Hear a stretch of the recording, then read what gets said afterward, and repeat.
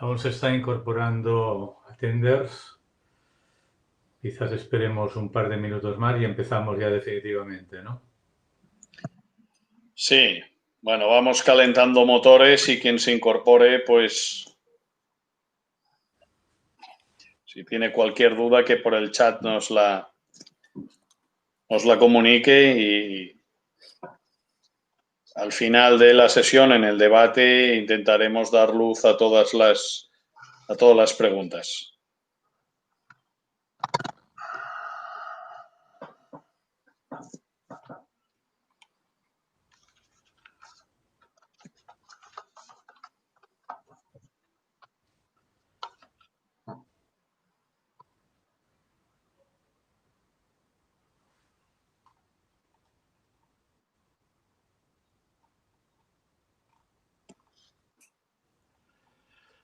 Bien, empezamos pues.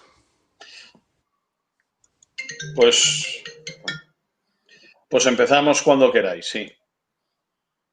Bien, buenas tardes y buenos días para nuestros amigos de México y de Cuba que están conectados con nosotros. Para aquellos que no me conozcáis, soy Manuel Egea, presidente de la Asociación Profesional para el Desarrollo Organizacional, la APDO. Os doy la bienvenida a todos. Es evidente que estamos viviendo momentos muy convulsos, momentos muy complicados. Y es precisamente en estos momentos en donde nuestra asociación APDO quiere estar más cerca de las organizaciones que nunca. Más cerca para poderos prestar el asesoramiento, la colaboración, la ayuda imprescindible para ese camino, para ese largo camino que nos conduce hacia la eficiencia de las organizaciones. Camino que hoy está más complicado que nunca. Nos dicen algunos gurús que estamos de alguna manera en una situación en la que hay que ser capaces de gestionar la incertidumbre. Caramba, esto parece al principio un poco complicado, ¿no? Gestionar la incertidumbre. Bueno, posiblemente es verdad, pero yo quisiera dejar una reflexión en el aire, ¿no? No sea cosa que por pensar que todo es incertidumbre, que todo es aleatorio, nos olvidemos de que una buena parte del futuro es aquello que nosotros seamos capaces de crear. Y en esto es en lo que nos hemos de concentrar, no tanto dejarnos llevar por la psicosis de la volatilidad, de la inseguridad, finalmente de la incertidumbre, que también, sino que seamos capaces de crear nuestro propio futuro. Bien, hoy nos reunimos para hablar de un tema que ya no puede ser más actual, sobre el título Economía de supervivencia o convivencia con el COVID-19. Nuestro colaborador responsable del sector de finanzas, Lluís Homs, al cual muchos de vosotros ya conocéis, nos va a dar una visión de cuál es la situación desde el punto de vista macro de no solo de nuestro país, sino también de nuestro entorno y un poco de la situación global. Vamos a poder discutir después sobre este tema a través de la mesa de debate que a continuación pues pondremos en marcha. En esta mesa de debate contamos hoy con una colaboración muy especial. Se incorpora por primera vez Francesc Bueno. Francesc Bueno es técnico inspector de la agencia tributaria y por lo tanto él sabe y conoce muy bien cuál es la situación de todo este mundo organizacional en relación con la fiscalidad y nos dará su versión desde ese punto de vista, un punto de vista que en realidad creo que nunca habíamos trabajado en nuestra asociación y que hoy nos permitirá conocer de la mano de un experto exactamente derivadas que tienen que ver con ese mundo complejo de la fiscalidad. Compartirá también la mesa de trabajo con él Josep Piera.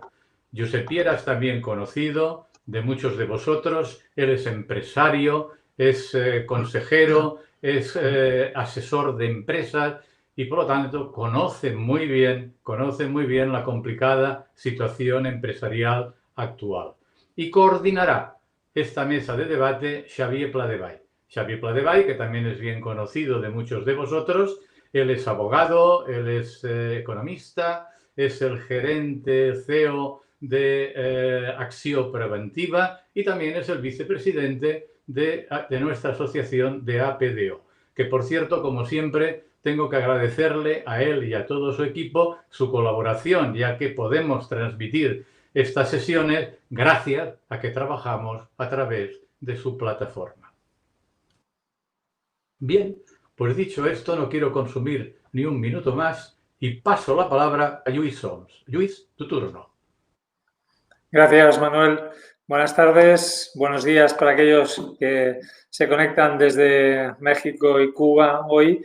Y bienvenidos a esta segunda sesión del eje financiero de APDO. Vamos a compartir la presentación que hemos titulado Economía de supervivencia o convivencia con COVID-19, justamente para enfatizar esta situación que apuntaba Manuel, en la que las empresas, la mayoría de empresas, pequeños negocios, afrontan el reto de sobrevivir o de convivir con una situación macroeconómica harto complicada, habida cuenta de la crisis, de la recesión mundial que tenemos por culpa de COVID-19. En la sesión de hoy, lo que vamos a revisar someramente es los últimos datos publicados en relación a la situación económica en España, datos publicados por el Banco de España y la Comisión Europea con el informe de proyecciones. Reseñaremos brevemente también los aspectos más relevantes de la política monetaria del Banco Central Europeo y de la Reserva Federal de Estados Unidos y pasaremos luego a repasar también el comportamiento de los mercados en estos últimos meses para terminar con un par de apuntes que, si bien son más de tinte político, sí que pueden o van a tener cierta implicación a nivel económico, como son el proceso de Brexit y las inminentes elecciones presidenciales en Estados Unidos. Comenzamos, pues, con un repaso a la situación económica en España. Los datos publicados en relación a la tasa de crecimiento económico, PIB, del segundo trimestre de 2020 arrojan una caída del 18,5% en tasa intertrimestral, que, como ven en el gráfico a su derecha, es para España sustancialmente superior al promedio de la caída del 11,8% del área euro y también sensiblemente superior a países comparables como Italia o Francia. En esta estadística tan solo aparece peor en el ranking el Reino Unido con una caída intertrimestral del 20,4%. Estos son datos que vienen a añadirse a los ya negativos del primer trimestre, un menos 5,2 para el caso de España, pero que, como recordarán, ese cómputo trimestral solo contaba con una quincena, la segunda quincena de marzo, en la que las medidas de contención y de cierre de actividad habían tenido efecto. Si bien es cierto que también los datos de actividad y los indicadores coyunturales más recientes habían señalado ya a partir de mayo una recuperación que se está ralentizando en esta última parte, estas últimas semanas, en los distintos indicadores estadísticos que monitorizamos. Uno de ellos, por ejemplo, es la tasa de afiliación a la Seguridad Social, la tasa efectiva definida como el número de afiliados totales menos aquellos que están afectados por un expediente de regulación temporal de empleo. En el gráfico de su izquierda sería la gráfica en color rojo o morado, en lo que se puede observar claramente una caída de casi el 20% en el mes de mayo, que a continuación, los meses subsiguientes de verano, recupera parcialmente el número de afiliados conforme la actividad económica se ha ido restableciendo.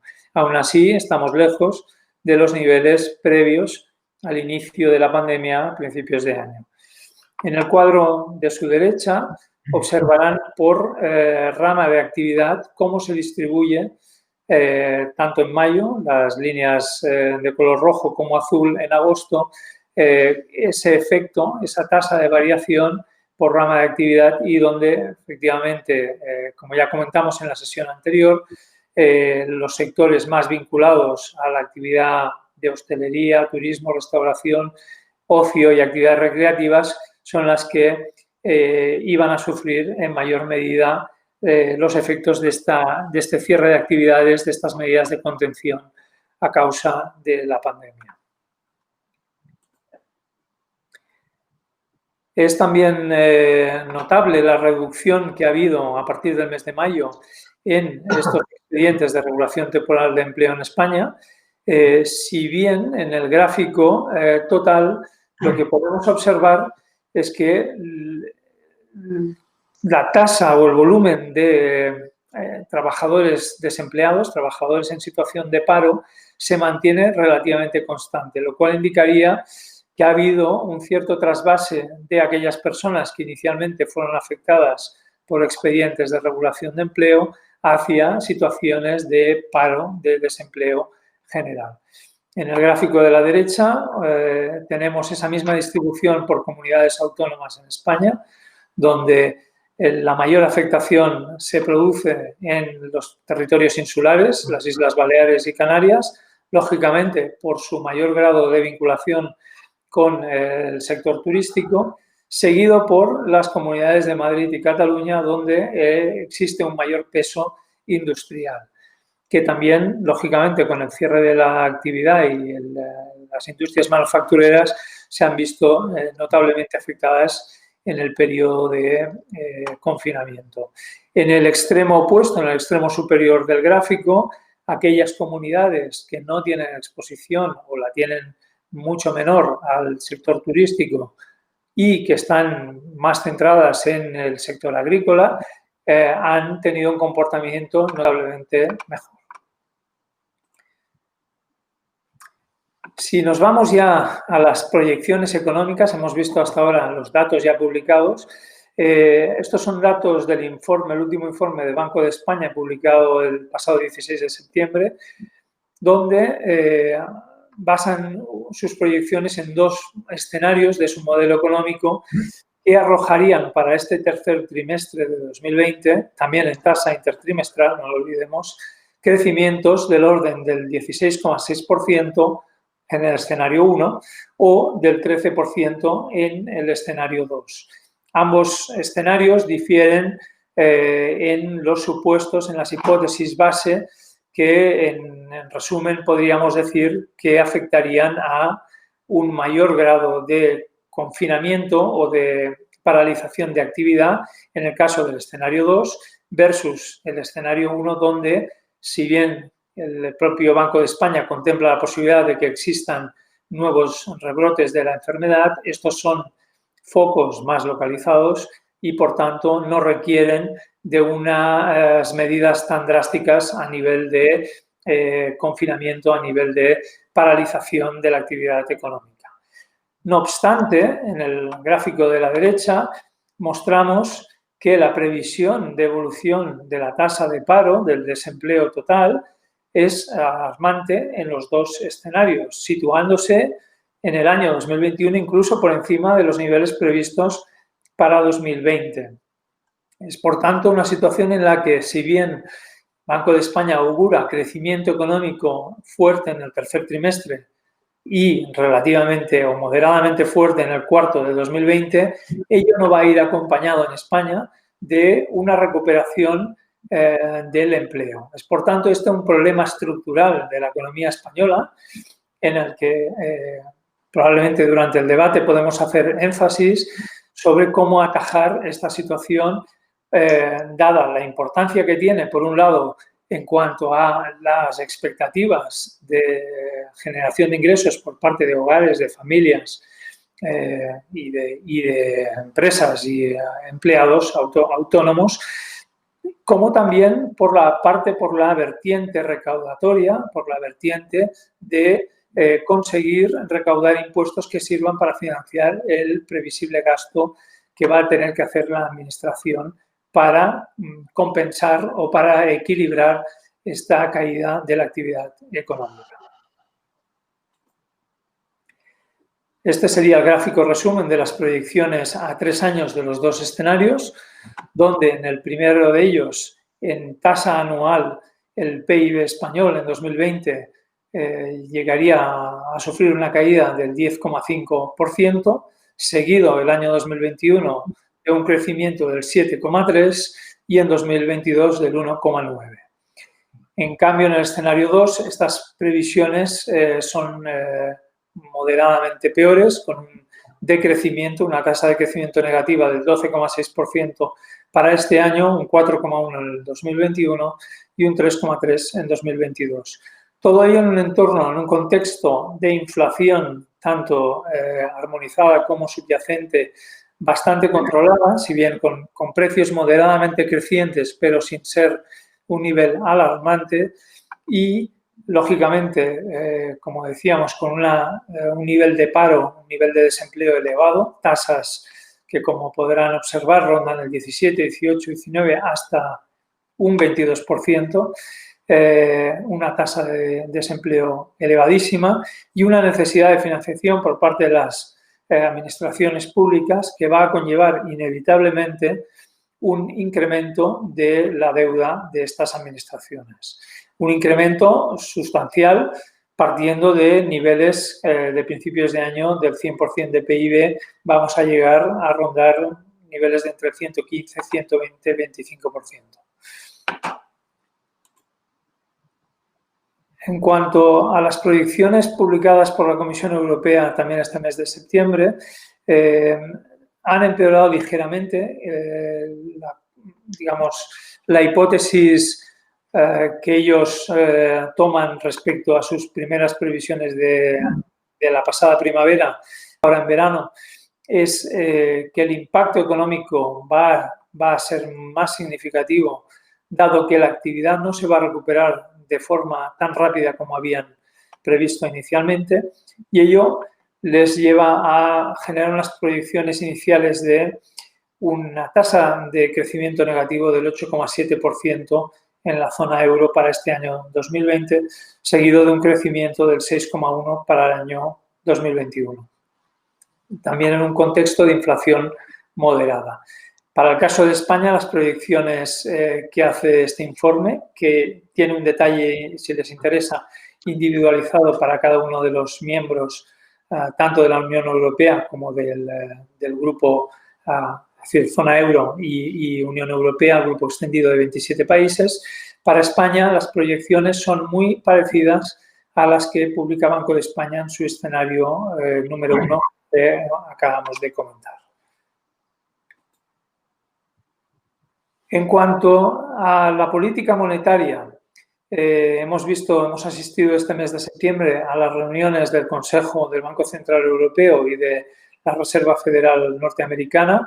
En ambos casos no hay cambios significativos. El Consejo del Banco Central Europeo está bastante cómodo con la política de relajación monetaria, de expansión cuantitativa, que para los no entendidos en el tema significa imprimir dinero y con ese dinero, comprar deuda pública de los países de la Unión.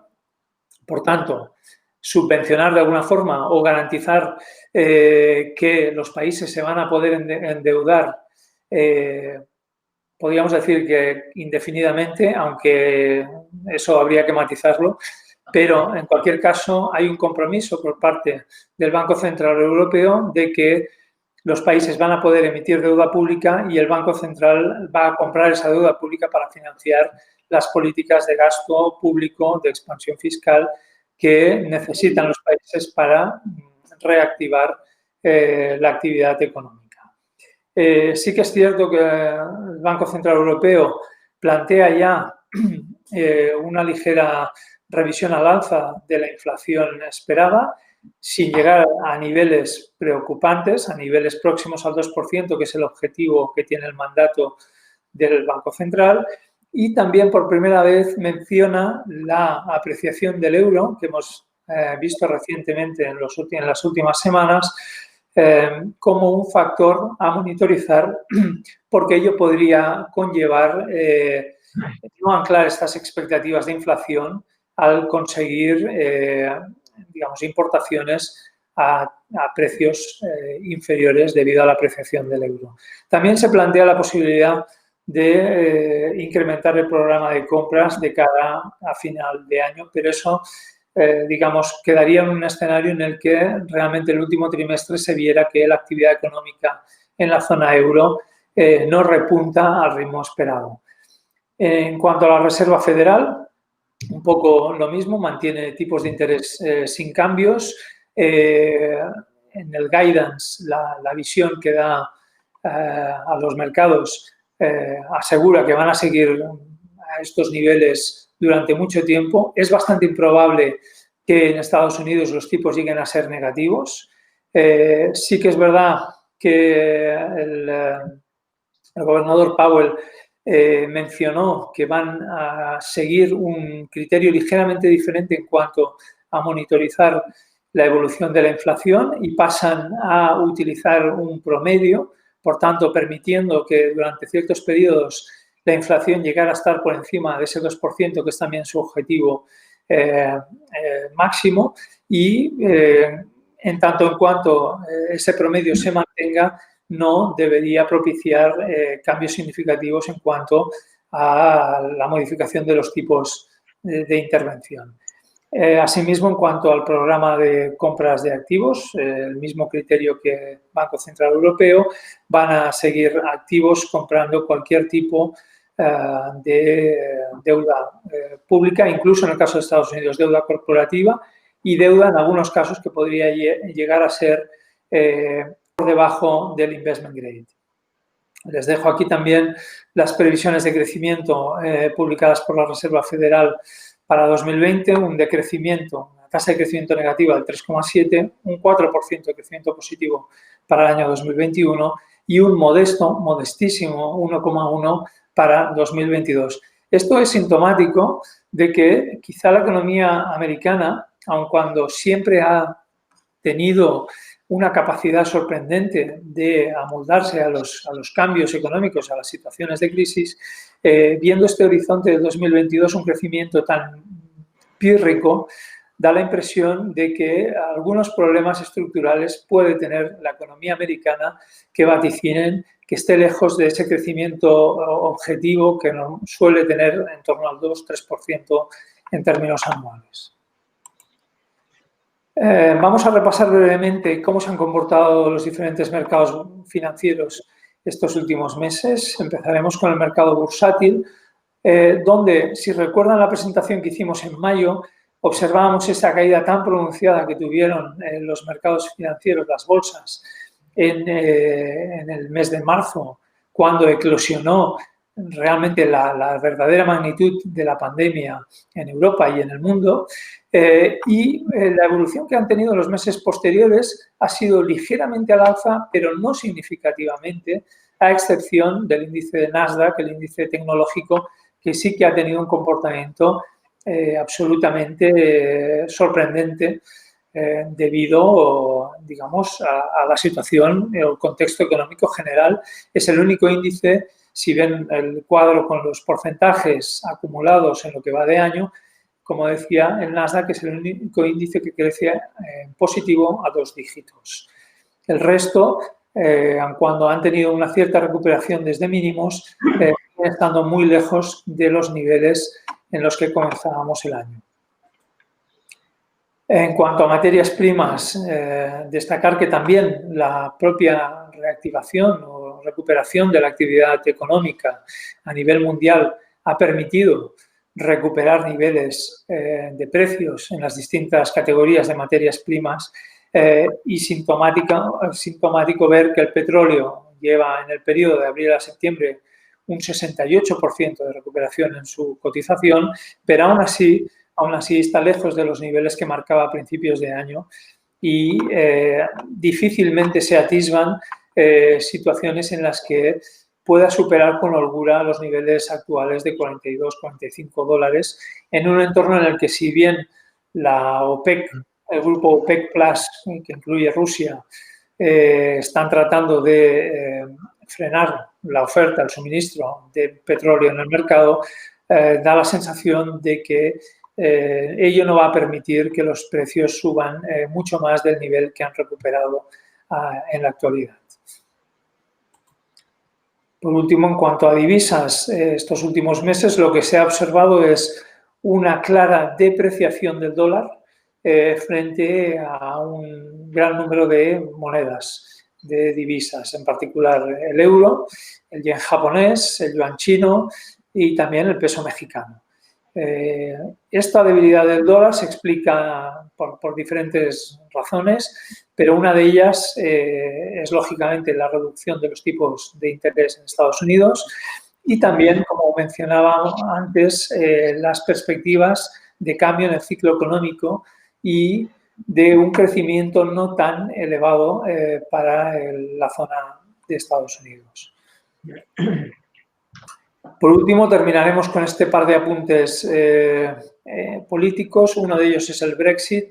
Saben ustedes que el acuerdo con el Reino Unido por parte de la Unión Europea debe finalizar, en teoría, este mes de octubre para entrar en vigor en 2021. Esta semana se han retomado las negociaciones entre los dos bloques negociadores y recientemente hemos visto una iniciativa legislativa en el Parlamento británico por parte del primer ministro Boris Johnson que amenazaba los términos del acuerdo de retirada ya firmado con la Unión Europea. Esto ha generado bastante ruido, incluso en la propia sesión de debate en la Cámara de los Comunes. Algunos diputados del Partido Conservador se manifestaron significativamente en contra de esta decisión, pero lo cierto es que el trámite parlamentario en la Cámara de los Comunes se ha solventado, ha pasado con éxito y ahora está en la Cámara Alta, lo que se llama House of Lords, donde deberá o bien aprobarse o bien retornarse a la Cámara Baja con propuestas de modificación para que sea aceptable. En cualquier caso, los sondeos indican que la mayoría de la opinión pública es contraria a una salida desordenada del Reino Unido de la Unión Europea e incluso las últimas declaraciones del negociador por parte de la Comisión Europea dan a entender que es posible que se llegue a algún tipo de acuerdo que sería la situación más deseable para ambas partes. Recordemos que esta iniciativa legislativa es una regulación de mercado interno, pero que afecta al intercambio de mercancías con la frontera de Irlanda del Norte y, por tanto, afecta a la relación comercial del Reino Unido a futuro con la Unión Europea. En el caso de que no se llegara a un acuerdo en 2021, claramente las finanzas y la economía inglesa del Reino Unido sufriría notablemente. En primer lugar, la libra esterlina se vería gravemente afectada. Es una situación probablemente desastrosa también para muchos sectores industriales en Europa, el sector automotriz, por ejemplo, y ello indica que es bastante probable que, a pesar de que durante estas próximas semanas, meses, sigan las negociaciones, pero todo apunta a que debería haber algún tipo de acuerdo de cara a 2021. Para terminar, un apunte sobre las inminentes elecciones a principios de noviembre en Estados Unidos. Les dejo aquí un gráfico que es de la semana pasada, pero lo he cotejado esta mañana y la estadística sigue siendo prácticamente la misma. Joe Biden aventaja en casi 7 puntos a Donald Trump. En porcentaje de voto, esto significaría que la probabilidad de que gane Joe Biden es de un 85%, un 84% versus un 16, un 15% de Donald Trump. Como saben ustedes, esta noche se va a producir el primer debate televisado entre los dos candidatos. Los temas a discutir están ya sobre la mesa y obviamente no figura la noticia de ayer del New York Times sobre las declaraciones de impuestos del presidente Trump, pero en cualquier caso lo que es notable es destacar de este gráfico que desde el mes de junio hay una cierta estabilidad en cuanto a lo que dicen los sondeos en estadística de votos. Es también destacable el hecho de que, al parecer, en esta ocasión, a diferencia de 2016, hay menos porcentaje de votante indeciso y actualmente solo habría 3 o 4 estados, Carolina del Norte, Georgia, Arizona y probablemente Ohio, donde no está claro el sentido del voto para uno u otro candidato. En cualquier caso, como digo, las estadísticas que he podido consultar a través de The Economist, que tienen un modelo estadístico muy potente, que les invito a consultar si están interesados, indican que esa probabilidad se está manteniendo. Es posible que se acorte esta diferencia de 7-8 puntos a 5 o 6 para el día de las elecciones, pero digamos, todo apunta a que probablemente Joe Biden pueda sustituir a Donald Trump como presidente de Estados Unidos. Aquí quizá también algo que no se menciona y que es relevante es cómo va a quedar la composición del Senado después de estas elecciones. El sistema electoral americano es un poco particular. En este caso, solo se eligen 2 senadores por cada estado. Es 1/3 del total de la Cámara Alta. Pero sí que es verdad que si también a raíz de estas elecciones Joe Biden consigue tener mayoría demócrata en el Senado, o como mínimo equilibrar el estado de fuerzas en el Senado, hay toda una serie de iniciativas legislativas que se podrían producir que serían más fáciles de que vieran la luz. Y también, si Joe Biden gana, probablemente el impacto económico, el impacto en los mercados y las expectativas de suavizar lo que su predecesor ha hecho en los últimos años, den cierta tranquilidad a nivel internacional y a nivel geopolítico. Con esto finaliza mi parte de presentación. Muchas gracias. Estamos a su disposición para todas las preguntas y consultas que nos quieran hacer en el turno de debate. Francesc nos hará también énfasis en algunos de estos puntos que hemos comentado, sobre todo en cuanto a fiscalidad y financiación del déficit público. Muchas gracias. Francesc, pues nada, sin más dilación, tu turno. No he querido interrumpir a Luis, pero vamos un poquito justos de tiempo para seguir los timings, si bien es cierto que hemos empezado 10 minutos más tarde. Entonces, Francesc, bueno, como inspector de Hacienda, que todo el mundo ha suscitado, todo el mundo me lo iba diciendo, ostras, traes a un inspector de Hacienda. Bueno, pues ha suscitado mucho interés. Entonces, sin más dilación, tu turno y explícanos en qué medida nos puede afectar esto. Porque, claro, los términos macro están muy bien, pero hay que bajar al mundo de los mortales, ¿no? Al mundano al ruido y también procesarlo, digerirlo en micro.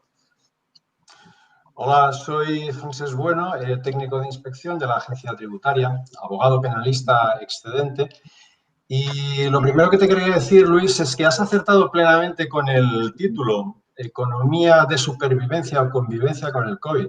Realmente es acertado el título de la conferencia.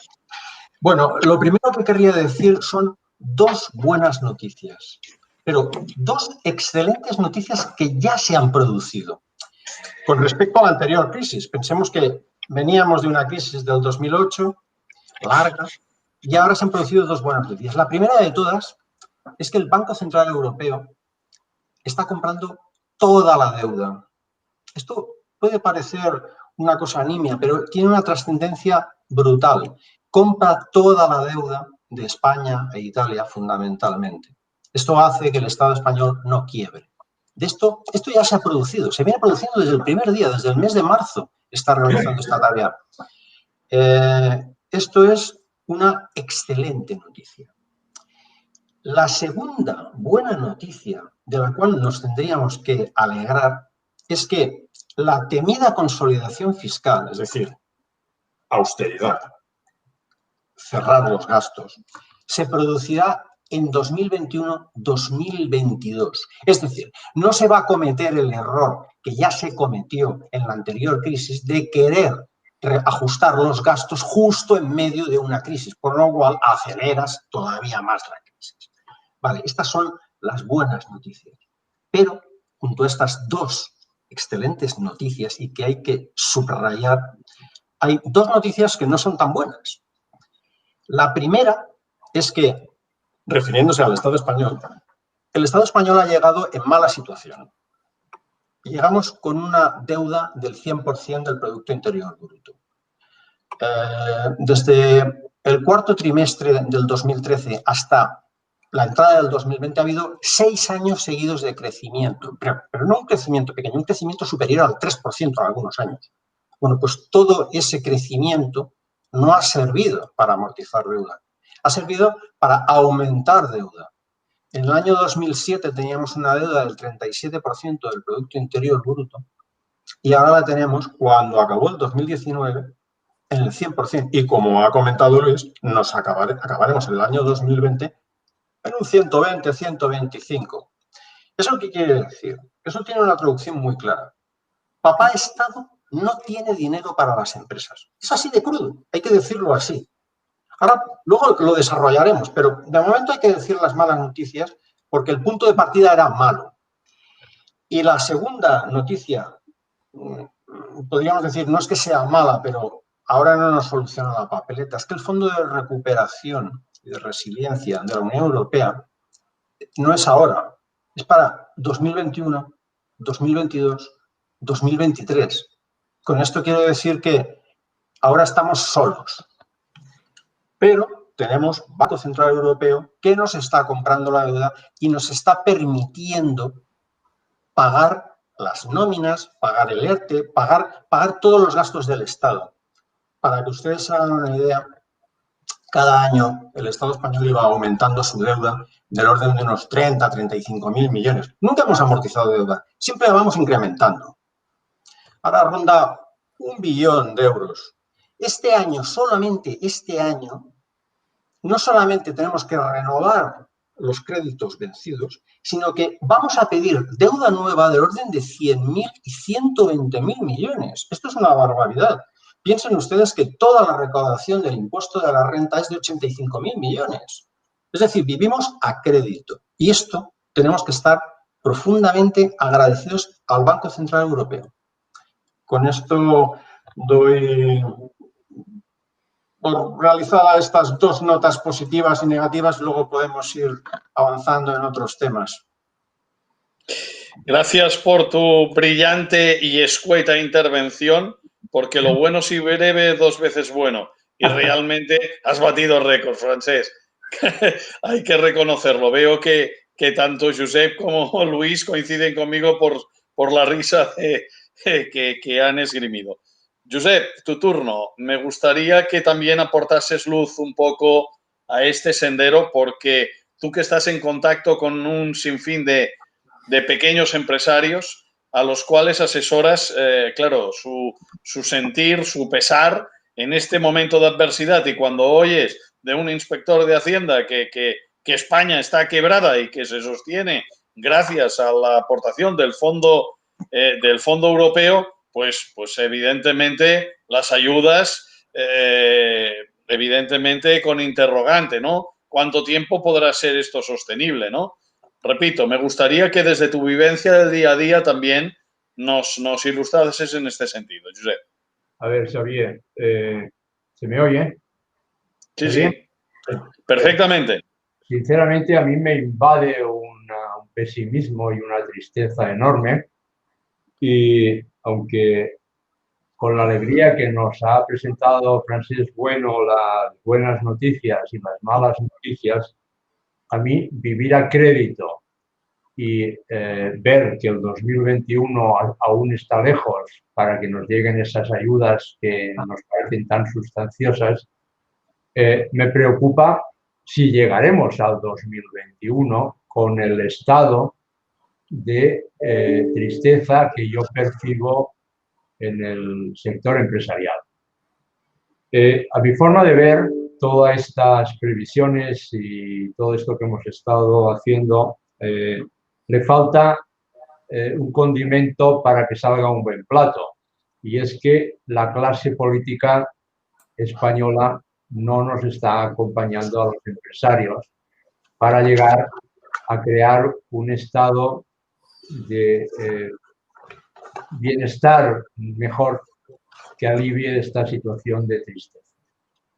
Yo lo que veo, en principio, es que me gustaría que Francesc, que es tan optimista y tan alegre desde el punto de vista de la inspección, yo supongo que es que como él tiene la facilidad de levantar actas que luego nos duelen a los empresarios, estamos en bandos. Esto es un golpe bajo, esto es un golpe bajo. Me gustaría que me explicara cuáles ve él, que son las previsiones de recuperación que yo no sé ver y que la mayoría de la gente con la que trato habitualmente no ve. Te pongo, por ejemplo, hoy nos han dado la noticia de una prórroga de los ERTE a 2 días del vencimiento como una solución, pero yo creo que es que el gobierno no sabe lo que es una empresa, que es un ser vivo, que necesita tiempo, necesita planificar. Estamos viviendo de hoy para el lunes decreto ley en el BOE. Esto no da tiempo a planificar ni a ser optimista para ver un futuro. ¿Cómo ves las previsiones de recuperación con ese escenario que has explicado de que el Banco Europeo nos está comprando toda la deuda y que vivimos a crédito? Bueno, la verdad es que he dado 2 buenas noticias, muy buenas noticias. Podríamos estar en una quiebra y eso es una cosa que puede sonar sorprendente, pero ha ocurrido en la historia. Sí, sí. Y damos gracias que el Banco Central Europeo nos está comprando toda la deuda, no un poco, no, toda. Y la segunda que he dicho era la consolidación fiscal, que se ha aplazado. Ya vendrá, llegará un momento en que habrá que recortar donde más duele. Todos sabemos dónde más duele. Pero he dado 2 noticias no muy buenas y que responden a lo que me estás comentando. Y es que del Estado español se puede esperar poco, porque hemos llegado mal. Hemos llegado con un 100% de deuda, no somos Alemania. No podemos poner Alemania venía de superávit. Nosotros hemos tenido 6 años de crecimiento que hemos derrochado, porque mientras teníamos un crecimiento continuo de nuestro Producto Interior Bruto, nuestra deuda iba creciendo. ¿Y qué es lo que hay que hacer en periodos de bonanza? En periodos de bonanza lo que hay que hacer es hacer hucha.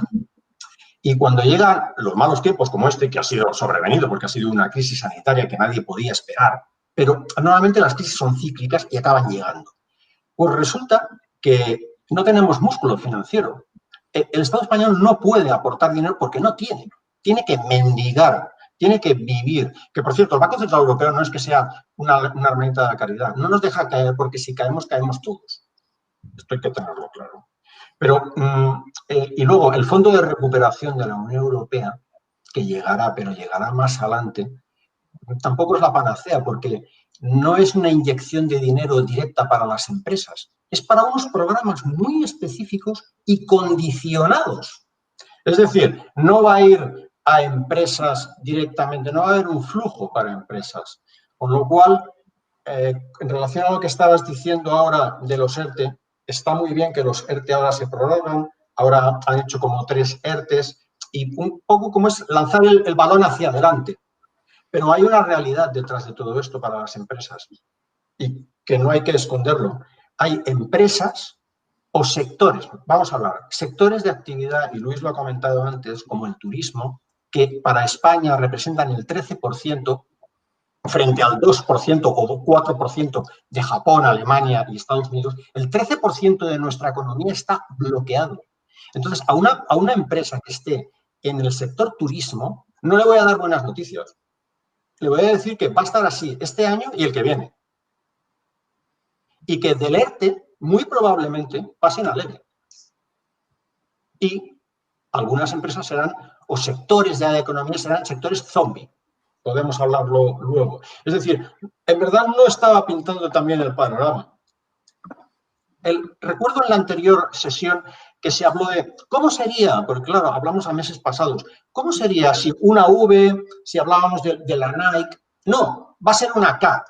Va a haber empresas que van a proyectarse para arriba porque van a funcionar, porque son exportadoras, sector agroalimentario, química, sector industrial y empresas que van a ir para abajo, sectores que van a ir para abajo totalmente, que es el sector turismo, agencias de viajes, restauración, hostelería, ni este año ni el que viene.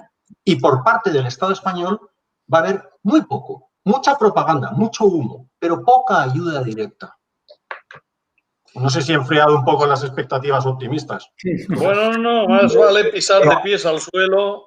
No las has ampliado, pero has puesto las cosas más en su sitio, que realmente estamos en una situación delicada y que evidentemente a los empresarios es lo que realmente nos preocupa. Evidentemente, todos coincidimos en que hay que hacer un cambio de modelo productivo, pero para que empecemos a funcionar y empecemos a tener la mente enfocada en ese objetivo, el entorno y la vuelvo a la política, es un factor clave para que esto se produzca. Y estamos perdiendo el tiempo, vamos retrasados, estamos llegando a la estación del AVE y el AVE ya nos ha marchado. Esto es lo que nosotros vemos y es que realmente no se puede ser optimista con respecto a nuestro país, el entorno económico de los demás países. Bueno, estamos viendo que hay unas previsiones de salir. Pero si hemos visto la exposición de Luis, hemos visto, por ejemplo, que las tasas de paro aumentarán considerablemente o está previsto un aumento importante en 2021-2022. Esto quiere decir que la población se empobrece. Y, por otro lado, no nos dan la posibilidad de que nos animemos a generar otros motores y poner en marcha otros motores. Es que, sinceramente, cada día nos entristecen más. Este gobierno no nos da ninguna alegría. Bueno, yo creo particularmente que, y decir, contrastarme si no lo veis así, Luis, Francesc y Josep, a mí me ha gustado de la exposición escueta de Francesc dos cosas, ¿no? Me ha recordado a mi abuelo que decía, qui no guarda quan té, no menja quan vol. Es decir, traducido al castellano, quien no guarda cuando tiene, no come cuando quiere. Entonces, con el escenario que tenemos de penuria, ¿vale?, que otra cosa es que el gobierno, bueno, pues aquí no pasa nada y bueno, pues desenfoca el punto de atención del pueblo precisamente para no ponerse al pueblo en contra, ¿no? Pero si la realidad es tan dura como se plantea, ya no solo es para el empresario, Josep, que tú apuntabas, para el propio trabajador, porque evidentemente apliquémonos el cuento, tanto empresarios como trabajadores. Cuidado, porque habrá un paro galopante, que el sistema se sostiene con pinzas y que el propio trabajador pues tiene muchos números y sin ser dramáticamente cenizo. No, es que muchas empresas cerrarán y el trabajador se irá al jodido paro. Por tanto, contención, que contra antes lo hagamos, en todos los sentidos, más colchón de flotación tendremos. Yo no sé cómo lo veis, Luis. ¿Compartes mi tesitura, Francesc, Josep? Ya no solo afecta al empresario, por supuesto que afecta al empresario, pero es que de rebote todos salimos perjudicados aquí. Si te has fijado, Luis tiene en su presentación las previsiones de crecimiento del Banco de España en dos escenarios. Ahora mismo estamos ya en el escenario número 2, estamos dando un mayor grado de confinamiento. Estamos viendo las noticias que cada día nos transmiten los medios y vemos que estamos en el número 2. No hay en este momento esa alegría que necesitamos y creo que es vital. O sea, la tranquilidad, la seguridad y el poder planificar un horizonte de futuro con unas normas y un escenario estable y duradero, no se da en estos momentos. Volviendo un poco, Francesc, evidentemente lo que no podemos estar desde el punto de vista de empresario es oyendo cada día que, bueno, hay que subir los impuestos, hay que tocar impuestos de sociedades, hay que tocar la renta, hay que tocar esto. Perdona, nadie nos está hablando desde desde el propio gobierno, de reducir gastos. Pero ¿verdad? Si es el motor que más gasta en este país, es nuestro problema el reducir la estructura de gasto. Bueno, me gustaría incidir en este tema, pero no voy a hablar del 2020, voy a hablar de 2000 a 2020. España, otros países, yo hablo del Estado español. España tiene un problema no de gastos, sino de ingresos. Algunos dirán, hombre, si aquí la presión fiscal es muy alta. No. Los informes de FEDEA, de FUNCAS, de la Comisión Europea, indican invariablemente que los ingresos públicos de España son de un 38% versus un 45% de la Unión Europea. Hay un diferencial brutal. Tenemos un déficit de ingresos. Bueno, pero es que gastamos mucho. No, gastamos menos que los países de la Unión Europea. Los países de la Unión Europea gastan en torno a un 46%, nosotros un 42%. Luego, el Estado español no tiene un problema de gastos. No es un Estado derrochón, es un Estado que no recauda. Y ojo, no es que no tengamos riqueza, tenemos riqueza homologable a la Unión Europea. 2, tenemos un sistema impositivo armonizado respecto a la Unión Europea. 3, tenemos unos tipos impositivos de los más altos de Europa. Bueno, ¿dónde estaría el problema? ¿Por qué recaudamos poco? Porque el sistema fiscal es ineficiente. Pero insisto, no tenemos un problema de gasto, tenemos un problema de ingresos. No del 2020, desde el año 2000, y me podría remontar más atrás. Luego es un déficit estructural. Si a esto le sumamos una pandemia, bueno, pues no es problema de este gobierno. Yo no querría focalizar en este gobierno. Es que todos los gobiernos se conformaron con un 38% de ingresos públicos. Alemania tiene un 45%, Francia tiene un 45%, Italia tiene un 45%. Todos estos países tienen muchos más ingresos fiscales. Aquí el sistema es un poco como Estados Unidos. Búscate la vida por tu cuenta. No es un problema de gastos, es un problema de ingresos. Ahora no tenemos ingresos. Francesc, entraríamos en un debate que no procede, pero no comparto en absoluto lo del tema de gastos. La prueba evidente es que tenemos un excesivo incremento de gastos en el propio gobierno actual, sin entrar en el número de cargos políticos que tenemos y tal. Los gastos se pueden rebajar. El que podemos mejorar los ingresos públicos, esto entraría ya en un tema de eficacia y tal. Pero la estructura de gastos nadie la toca. Cada año la incrementamos un año detrás del otro. Bueno, pero no es excluyente el trabajar con la reducción del gasto con el incremento del ingreso. El problema hoy más grave no es este. El problema hoy más grave es que nos tienen olvidados a los empresarios. Y evidentemente está manifiesto y cada vez está más claro, lo has dicho, el gobierno no tiene dinero. Exacto. Todas las medidas que está haciendo, ¿quién las pagamos? Los empresarios. Hay 700 y pico mil trabajadores que todavía no han cobrado el ERTE. Estamos mandando unos mensajes que evidentemente el aparato del Estado no puede cumplir porque no tiene dinero. Exacto. Y se ha creado aquí una situación en esta sociedad de retraso de pagos, oficinas cerradas. No es lógico que a 29 de septiembre las oficinas de la Seguridad Social, las oficinas del INEM, los bancos, las oficinas bancarias incluso, estén cerradas al público y filtren sus visitas y sus llamadas. No tiene razón de ser. Esto está todo en base a lo que es la pandemia del COVID. Perdona, pero evidentemente detrás de esto, la única gran verdad es que el Estado no tiene dinero para pagar y ha hecho creer que aquí todo el mundo va a cobrar. Y evidentemente... Vamos a ver, no quisiera centrar el debate focalizándolo con Francesc por su cargo de inspector de Hacienda, porque al final vamos a demonizarlo. No se trata de eso. Hecha la observación pertinente, repito, el debate es en otro foro, pero y entiendo de que así tiene...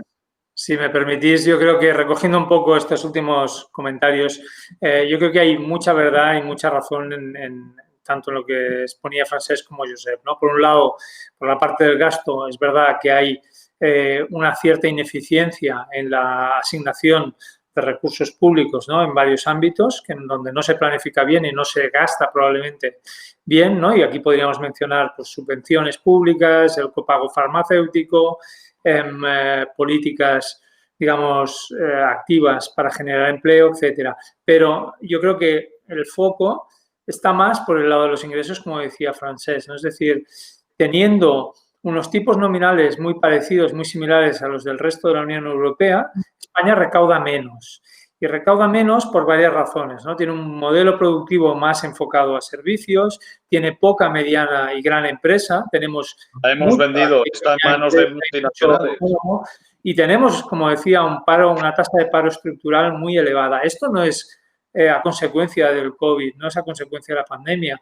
Lo veníamos arrastrando y, si recordáis el gráfico que hemos mostrado, ese paro se va a mantener a lo largo de los próximos años. Por tanto, yo creo que desde el punto de vista de la Administración hay que reflexionar en cuanto a cómo, efectivamente, cómo gasto y qué puedo hacer mejor para ser más eficiente en cuanto a mi gasto, pero también qué estructura fiscal tengo y cómo debería reformar eso para generar ingresos fiscales a la par que el resto de países en Europa. Porque no olvidemos, al final, cuando uno vive a crédito, para repagar la deuda, lo que necesita es generar ingreso. El ingreso, si es por la parte fiscal, viene a consecuencia de una actividad económica, y aquí es donde tienen que echar toda la imaginación posible para replantear el modelo productivo, que eso se viene escuchando desde hace muchos años, pero a ver, que me digan a mí dónde está una política en investigación, en desarrollo, en orientada a largo plazo o a medio plazo a reconfigurar la estructura productiva española, dejando, no eliminando el sector servicios al sector turístico, pero sí dando más protagonismo a la tecnología, a una industrialización, pero moderna, dinámica. Eso son tareas de largo recorrido y que requieren un compromiso político amplio, un espectro amplio. Es decir, a diferencia de otros países donde, aunque gobierne un partido más liberal, más demócrata o más conservador, existe un modelo productivo, existe una intencionalidad en cuanto a hacia dónde tienen que ir las medidas económicas, aunque sean de un talante más conservador o más liberal, eso da igual. En realidad, si el foco está en generar crecimiento, generar riqueza, en definitiva, yo creo que esa es la asignatura pendiente, no de este gobierno, sino de todos los precedentes también, y es el reto que tiene España de conseguir un consenso, porque si no nos perdemos en las discusiones triviales y en el cortoplacismo. Mira, bueno, ¿te querías decir algo, Xavi? No te quiero interrumpir. Mira, recojo el guante y realmente a los dos contesto, Lluís, Josep, realmente el tema de la ineficiencia en el gasto es real. Hay un artículo muy bueno de Durán Sindreu Bouchardet donde explicaba muy bien, siempre hablamos de ingresos, pero ¿y qué hay de la eficiencia en el gasto? Vale, hay una ineficiencia en el gasto muy grande. Vamos a poner el ejemplo más obvio, el del AVE. Se han gastado 60.000 millones de euros en una cosa absurda y todavía dicen que se van a gastar 70.000 millones más. Esto es, desde un punto de vista económico, tirar el dinero a la basura. Vale. Sobre la ineficiencia del gasto público no hay ninguna duda. Es tan duro la ineficiencia en el gasto como el fraude en los ingresos, por ejemplo, módulos. O sea, se puede equiparar ser ineficiente en el gasto con ser ineficiente en los ingresos. Bien, dicho esto, creo que es una obviedad y no cabe decir nada más. El Estado español, aparte de recaudar poco, gasta mal. Ya tenemos las dos. Vale, me gustaría hablar un poco de qué es lo que se puede hacer el próximo año, porque ahora mismo el Fondo de Reconstrucción de la Unión Europea, que se aprobó en julio, de 750.000 millones, al Estado español le corresponden 140.000 millones, de los cuales 70.000, 68.000, 72, la 50-50 prácticamente serían un préstamo y una transferencia. Con esa transferencia a 3 años, 2021, 22, 23, se pueden hacer muchos proyectos, pero no puede ir destinado a gasto corriente, porque alguno pensará, bueno, este dinero podría ir a salvar empresas. Sí y no. Irá a unos proyectos muy concretos, como energías renovables, eficiencia energética, el coche eléctrico, despliegue de la banda ancha, digitalización de la administración, desarrollo educativo, reciclaje. Quiero decir que hay que presentarle a la Comisión Europea, con este fondo de reestructuración, unos programas muy concretos, finalistas prácticamente, en los cuales todo ese dinero que te dan lo vas a gastar en unos determinados ámbitos. Entonces, si me viene una empresa de turismo y me dice, oiga, ¿y para mí qué hay? Nada. ¿Por qué? Porque estamos hablando, en muchos casos, de sectores zombie, que no pueden drenar recursos económicos para las empresas viables. Y hay sectores zombie, en la economía hay muchas empresas zombie, prácticamente 1/3 de la economía son empresas que viven, que empatan, pero que en verdad, si se produjera la destrucción creativa, habrían desaparecido, pero como el dinero es barato, sobreviven. Bueno, como hay poco dinero, el poco dinero que hay habrá que destinarlo a los sectores de actividad que pueden producir algo, generar empleo. Pero son unos sectores que nos dice la Unión Europea cuáles son. Entonces, quien se encuentre en los sectores, por eso decía la CAP, es que unos sectores van a ir bien y unos sectores no van a levantar cabeza. Y a los sectores que no van a levantar cabeza hay que decírselo. El dinero va a unos sectores muy determinados y van a estar condicionados y la Unión Europea va a decir, ¿en qué te vas a gastar el dinero? En 2021, 2022 y 2023. Sí.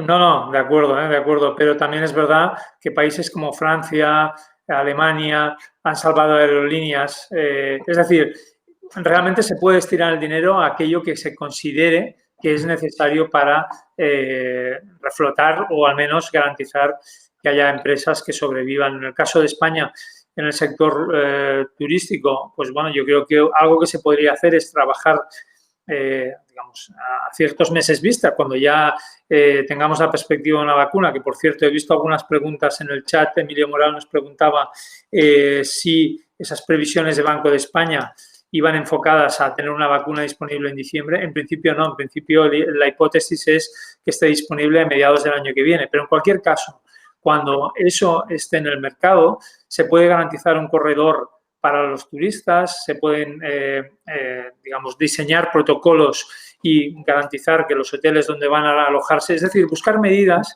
que permitan que, como mínimo, no vamos a salvar a todo el sector, pero sí a al menos paliar algunos de los efectos negativos que está teniendo. Pero hay que tener iniciativa, hay que tener voluntad y hay que ponerse manos a la obra. Nos pregunta también Emilio. Perdonadme, nos quedan escasamente 10 minutos y a mí me gustaría, porque me están bombardeando mensajes, no sé si habéis visto que iba mirando el móvil continuamente, me están bombardeando mensajes diciendo, los tres, por favor, ¿qué recomendáis para el pequeño empresario? Entiéndase, no el bar de la esquina, Estamos hablando de empresas de bueno, pues no sé, entre 30 y 100 trabajadores, ¿no? ¿Qué le recomendáis qué hacer y cómo gestionar tanto para empresarios como para directivos de la mediana empresa, pequeña y mediana empresa, que a la hora de la verdad, pues es el tejido empresarial que con el que nos hemos quedado? La gran empresa ya hemos evidenciado, especialmente la industria, que la hemos vendido y está en manos extranjeras, ¿no? Pues, ¿qué le recomendamos a ese directivo que tiene que intentar llevar un barco a buen puerto? Ya no sé si el que quería, al que pueda, con tal sobrevivir y no zozobrar en el océano. Bueno, yo lo que le recomendaría sería lo mismo en el 2008. Si tienen un controller, habría que denominarlo ahora un cost killer. Es decir, tiene que recortar todos los gastos, pero no para obtener beneficios, sino para salvar la empresa. Con esto no estoy diciendo despedir, no, pero todo euro es necesario. Y realmente el controller tiene que ser un cost killer. Y realmente tiene que atacar hasta el último euro de gasto, porque los ingresos pueden ser decrecientes. Entonces, la única manera es ajustar el balance por los gastos. El cost killer tiene una mala fama, pero al final es un salvador de la empresa. Si consigues ajustar muy bien los gastos, es como ponerte a la capa, pasas el temporal. Por otro lado, una vez de puertas adentro, de decir, bueno, hay que ajustar los gastos al último euro. El controller tiene que ser un cost killer.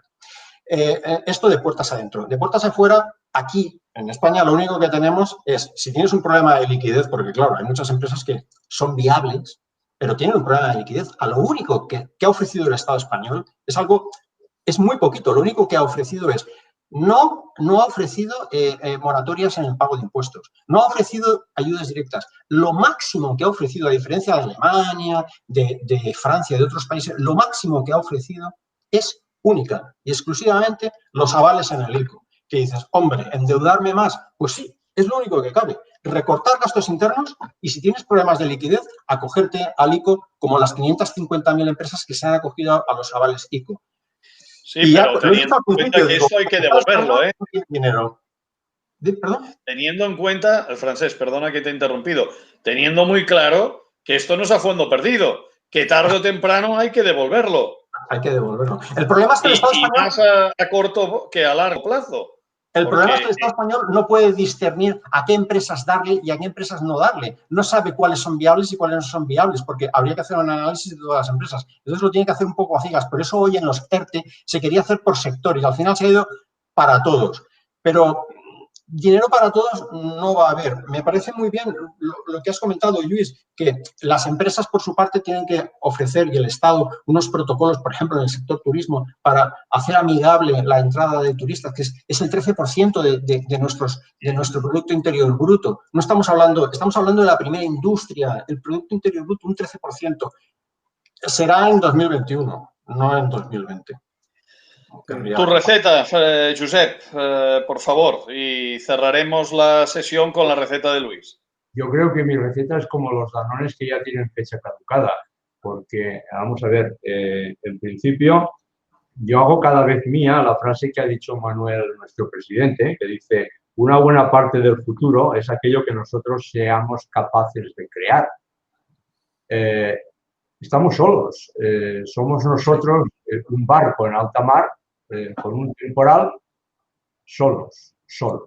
El ejemplo del francés ha repetido otra vez, del gobierno, del Estado, no podemos esperar ayudas porque no tienen dinero. No hay aplazamientos de impuestos, no hay aplazamiento de la seguridad social. El tema de los ICOs es un caramelo que muchos ya nos hemos comido. Porque prácticamente cada trimestre caen los impuestos, caen los IVAs, cae la seguridad social. Por lo tanto, vamos a ver, vuelvo a decir, estamos navegando solos en alta mar con un gran temporal.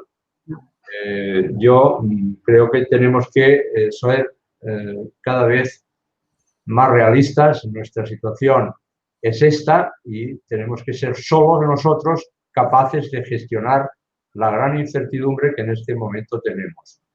Y parte de la solución pasa para que haya menos incertidumbre, las cosas más planificadas, con tiempo y más claras. Que podamos planificar. Perdona, Josep, que pensaba que habías terminado. No. A colación de lo que apuntabas el otro día en una reunión a petit comité con el profesor Guy de Liébana y el profesor Sala Martí de la Universidad de Columbia, muy bien. Me apuntaban, me decían, bueno, es que aquí tenemos una falsa ola de pensar que solo se acogen los créditos ICO pues la gente que va mal de tesorería. Y oiga, el dinero se va a acabar y no habrá para todos, como bien apuntabas, Francés, solo para determinados sectores. Por lo tanto, hablaban, éramos un grupito de 10 privilegiados, por decirlo de alguna manera, decían, oiga, ahora que están a tiempo, todo y que no lo necesiten, cójanse una póliza de crédito ICO, aunque no dispongan de ella, pero ténganla por si se acaba el recurso. Y a mí me dejó los pelos con escarpias. Un poco a colación de lo que tú venías comentando, Josep, y que me ha venido, bueno, pues por asociación de ideas, evidentemente me ha venido la conversación a la cabeza de hace escasamente 15 días. Luis, tu receta, por favor. Bueno, yo no creo que pueda aportar gran cosa más de lo que se ha dicho. Yo creo que el punto sobre los costes, el control de costes es fundamental en una época, en cualquier situación de crisis. Es lo que tenemos más a mano, es decir, controlar cuánto vamos a vender, a quién le vamos a vender en una situación económica difícil es complicado, aunque hay que hacerlo también. Hay que tener muy claro cuál es mi producto, cuál es mi mercado, cuál es mi cliente, cómo puedo conseguir o al menos mantener un cierto nivel de ingresos, pero desde luego lo que me va a determinar que sobreviva o no va a ser variabilizar la mayor parte del gasto, no tener gasto fijo si puedo evitarlo y vincularlo todo a la actividad que esté realizando. Eso por un lado. Por la parte que tú mencionabas, Xavi, de la financiación, desde luego, hay empresas que son rentables, también lo ha mencionado Francesc, pero que no tienen liquidez y que pueden acabar muriendo o compradas por otras compañías. La liquidez es fundamental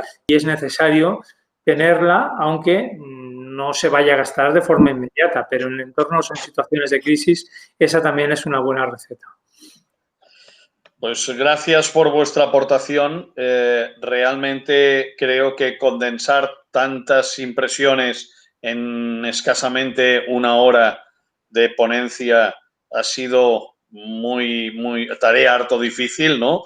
Pero creo que muy ilustrativo y gracias por vuestra colaboración. Entiendo que, bueno, pues nuestros oyentes se habrán ido con un saco de interrogantes y un saco de buenas ideas para poner en práctica, ¿no? Pedimos disculpas públicamente en nombre de APDO si a alguien, y perdonarme la vulgaridad de la expresión, lo hemos acojonado, ¿no? Pero la realidad, todos nos afeitamos, evidentemente, unos la barba, los otros la pierna, pero lo que está claro es que la realidad tiene un nombre y la realidad pasa por decir las cosas tal y como son, no como nos las venden o como nos gustaría que fuesen. Pisemos de pies al suelo. Os deseamos desde APDO, la Asociación para el Desarrollo Organizacional, toda la suerte del mundo. Efectuarnos tantas preguntas como queráis, serán resueltos por nuestros expertos y agradeceros a los ponentes una vez más vuestra presencia y esperamos volvernos a tener muy pronto con nosotros. Os lanzo el envite y ya sé que vosotros sois unos retadores y nos vais a decir que sí. Os necesitamos más que nunca. Necesitamos a alguien que alumbre nuestros pasos. Desde directivos, desde empresarios, la riqueza que hemos puesto hoy encima de la mesa, un asesor financiero, un inspector de Hacienda, un director financiero, ostras, en esa pluralidad podemos contextualizar mucho mejor que si cogemos y asistimos a una ponencia monográfica, evidentemente, porque son diferentes puntos focales y desde APDO es lo que intentamos, ¿no?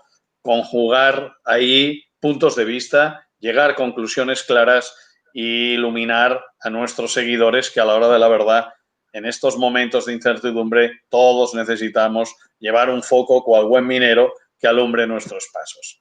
Repito, gracias por vuestro tiempo, el tiempo que nos habéis dedicado y la riqueza del debate. Sin más dilación, yo lo dejaría aquí y os emplazo a una nueva sesión dentro de unos meses para ver cómo evoluciona el tema y qué microrecetas de proximidad podemos dar. Gracias, Josep. Yo no sé si querías decir algo más. Un saludo a todos. Muy bien. Francesc, ¿algo más? Solo quería decir una última cosa que me había olvidado de decir, que era que el Banco Central Europeo también ha dado una línea de crédito a los bancos, una barra libre. El problema es que los bancos no están transmitiendo esa liquidez a las empresas y familias porque lo que están haciendo es comprar deuda pública, porque se da la paradoja de que por coger dinero prestado le dan un 1%. Y si compran deuda pública en 1, hacen un negocio de un 2%. En cambio, no les interesa comprar, dar crédito a las empresas. Pero aquí fallan los vigilantes del sistema. Tiene que haber un flujo del dinero destinado del Banco Central Europeo a las empresas y que los bancos no lo deriven a deuda soberana. Eso es cierto. Y además se está haciendo de una manera descarada. Sí. No me hagáis otro debate, no me hagáis otro debate. Guardar energías para el próximo. Tú. Bien, los señores del Banco de España, que no vuelvan a pasar otra vez con lo que ha pasado, yo les llamo los vigilantes del sistema. Si esto es secreto a voces en las peluquerías y en los taxis. Luis, tu última matiz, aportación. Yo creo que aquí abriríamos un debate profundo para una próxima sesión. Vale. Muchas gracias. Gracias a todos y buenas noches. Gracias a todos. Hasta pronto. Adiós. Adiós.